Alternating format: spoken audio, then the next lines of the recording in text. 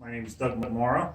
I'm here at my farm in Glenville, Checkmate Night Racing Stable. This is one of my racehorses. This is a 2-year-old. His name is Pay Me Tonight. That's his official race name. I've raced horses at Saratoga Raceway for the last 35 years, on and off. Raced all over the state. Went to Florida with horses one winter. Did that too. So I've done quite a bit of it over time. We here at the farm, we have a small track that we jog them on. It's mainly just for jogging. When we need to go training miles, we go up to Saratoga and race. 80–90% of what we do is up there. A lot of times we go to different places when they're closed down, or there's something else, maybe a better class for a horse. This is Pay Me Tonight. This is a 2-year-old who was born out here. His mother is outside there. She's a brood mare we bred a couple of times. He would have raced this year had it not been for COVID, but he will be racing hopefully shortly. They are gaited horses as opposed to a thoroughbred, which is all horses run naturally, but thoroughbreds, when they race, they run. They gallop or run. These horses are gaited. They either trot or pace. Trotters will go with their front left, hind right at the same time, and then vice versa with the other side. The other gait we have is a pace, which is they will go, the same side goes simultaneously. So left side, right side. Both gaits have what we call hobbles, which are, it's an aid to help them stay on a gait, probably because they're going so fast. Today we're going to hook him and just show you real quick kind of what we do on a day-to-day basis. Today's just a regular routine jogging day. Most of these horses will train probably once a week under good circumstances and race once a week. When they're training down, they would probably train twice a week until they get to where they're racing. Real quick, we'll show you the equipment we use here. Okay, this is a jog cart. This is an everyday kind of a practical one that we use to train and jog our horses. 90% of a horse's life will be spent in this, as opposed to the other one is going to be a race bike, which is made for speed, basically. You usually only put them on them when you're going really fast training or racing. Okay, this is a Crouper strap that I put under his tail. That kind of keeps the harness where we need to keep it as far as after we hook it with a cart so it doesn't go back and forth. This here is called a martingale or a buckskin. Once again, it keeps the harness in place so when the horse is going, it doesn't move backward or forward on him. Okay, now we got a bridle for him. Now there's lots of different bridles for our horses. We use closed bridles, open bridles. This is called a bridle with can't see backs, which basically has these pieces where he can't see back, literally. So, and that's done just to kind of keep him. He is a young horse. They have a tendency to kind of want to look around and want to keep focused when they're training or jogging. Okay, here's our lines. Our lines are going to go back once we get hooked in the cart to where I can drive them back here. Now, had this been a horse with hobbles, we would have hung a couple of lines down here. A pacing hobble would have had a loop here. It's a plastic loop, and then it goes back to here, catches the other leg. That's the aid for the horse to keep on gait. One thing I always like to get across to folks, because they're not as familiar with the standardbreds, people always say, why do you grab them? Why are you always grabbing them? Our horses are gaited. We need to maintain a gait. If we don't, we're disqualified. When our horses make breaks and runs and run like a thoroughbred is doing naturally, we're disqualified if we can't get them back on gait. That's primarily the reason you see harness racing grabbing their horses. It's to steady them. It's to give them balance, so to speak.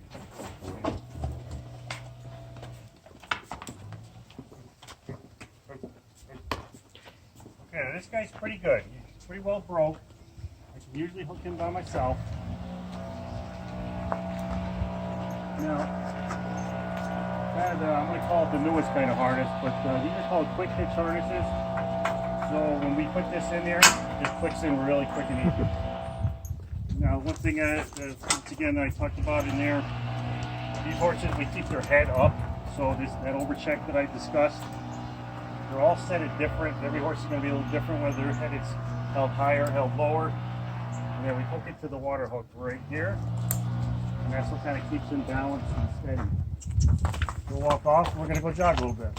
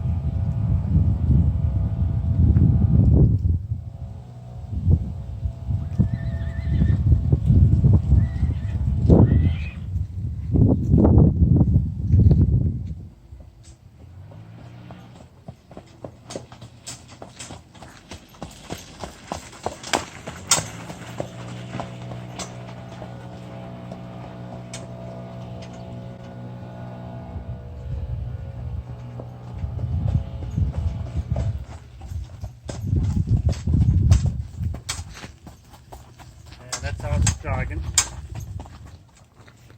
Most horses are going to jog between, depending on the horse, what they did the day before, 3 to 5 miles a day. That was just to show you what we do. We just went a couple laps today. Usually, like I say, depending on what they did, if they trained or something the day before, you might only go a couple of miles, 2-3 miles. Another good comparison to the thoroughbreds is so many people are so familiar with thoroughbreds. This was put to me years ago by a vet.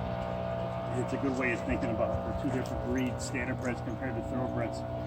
Standardbred would be compared, if you compare to people, like a marathon runner, and you kind of know what they look like. They're thin, they're kind of stringy, but they've got distance. A thoroughbred is very comparable to a short distance sprinter that you might see in the Olympics. They're usually bulky, they're stronger, they're more muscular, they're good for short sprints. They could outsprint one of these, thoroughbred can outsprint one of these horses in a minute, but endurance wise, the standardbred is always going to be, they've got the endurance to go longer miles, more miles.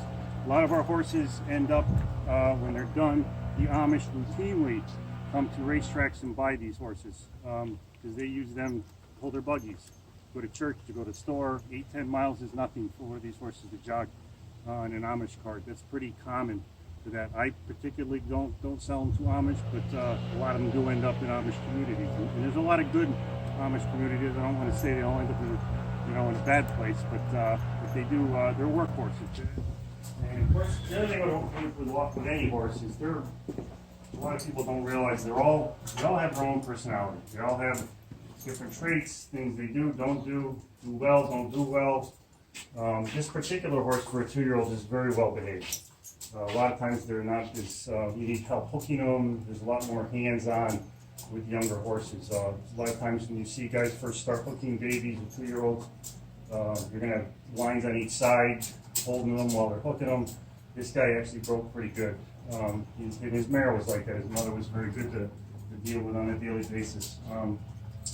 But that's about it. This would be, if it was a training day, we'd probably go out and jog about 2.5 miles. We would call what we say, turn the horse and go the right way of the track, the race way, and put a watch to him and put a particular mile in. If we wanted to go a mile in 2:30, 2 minutes and 30 seconds, 2 minutes and 20 seconds, whatever it is we're looking to do.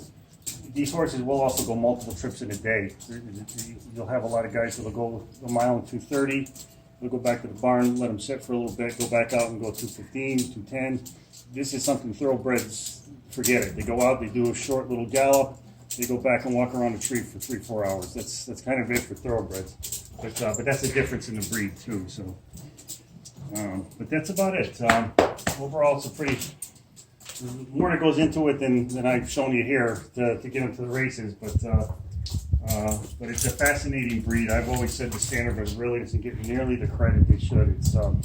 It's such a versatile breed. We've taken several of these horses and rehomed them, break them to ride. Whether people want to have a cart horse, a riding horse, there's so much you can do with these. These horses are so, and this is why they're so popular with the Amish also, because they're so easily to do things.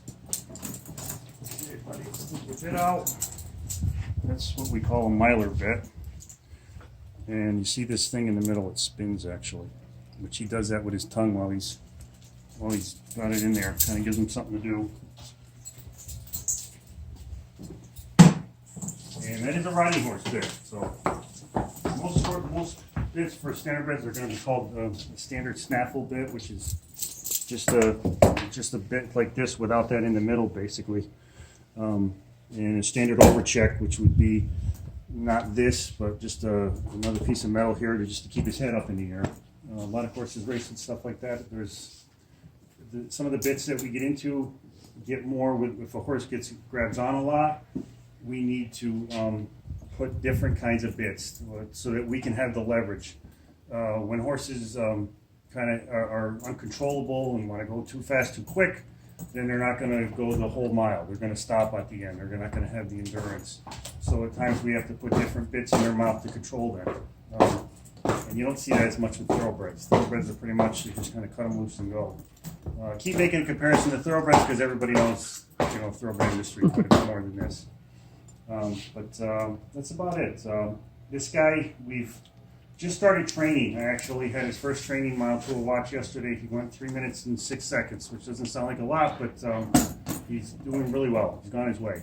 So, and I think he probably would have raced this year had he had the COVID not happened. He trucks really well. We put him on a trailer, bring him up to Saratoga, go his trip with him, put him back on the trailer, bring him home, turn him out. See, he's got all kinds of personality here, which his mother was just like that.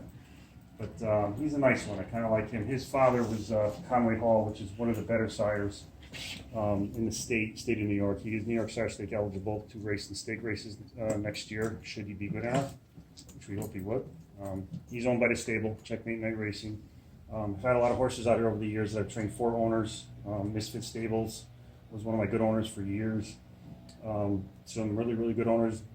We've done well with a lot of horses. A lot of horses we bought out of sales, the Meadowlane sale, there's an Ohio sale, there's several auctions every year that you can buy racehorses out of. You can buy babies out of, yearlings. You can pretty much buy anything you want, broodmares these days.